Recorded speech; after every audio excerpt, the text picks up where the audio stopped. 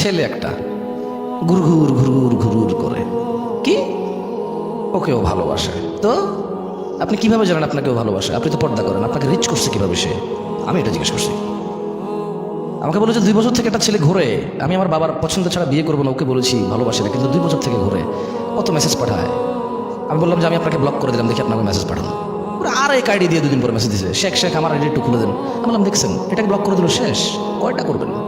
একটা ছেলে, আপনি খুব ধার্মিক মহিলা, আপনাকে একটা ছেলে 2 বছর থেকে অ্যাপ্রোচ করে, আপনি খুব ধার্মিক আল্লাহ ভীরু, কিন্তু ওই ছেলে আপনার সাথে কথা বলার সুযোগ আপনি রাখছেন।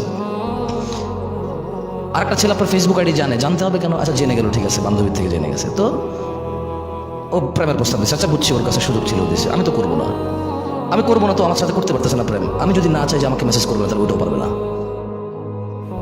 বোঝেন না কথা? একটা মেয়ে আমাকে বললো আই লাভ ইউ হুজুর, আমি বললাম যে আই এম সরি। সে বললো আমি ফাঁসি দিতে বলবো, আমার কি? এই দেশে কোনো ল আছে নাকি কেউ বিয়ের প্রস্তাব, প্রেমের প্রস্তাব দিলে যদি রাজি না হয় ও ফাঁসি দিলে আমার দোষ আছে নাকি? এরকম তো পাগলামির সীমা আছে তো।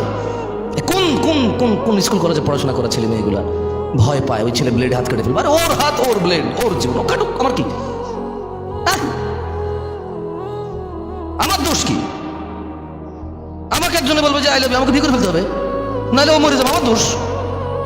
দেশের সরকার তো এটাকে পাগল বলবে, ইসলাম তো এটাকে গুনায় ধরবে না। ওর কাজের জন্য ও দায়ী, আমার কাজের জন্য আমি দায়ী। তো এইসব ছেলে মেয়ের সোর্স অফ নলেজ কি আমি জানি না। একজন বললো যে হুজুর আপনি যে বললেন তাহাজ্জুদের নামাজ পড়ে প্রেমিকা চাওয়া যাবে না, কিন্তু হাদিসে তো আছে নেককার স্ত্রীর জন্য তাহাজ্জুদের নামাজ পড়া যাবে। তা দেখছেন কি বাপরে বাপ, কি বড় আলেম!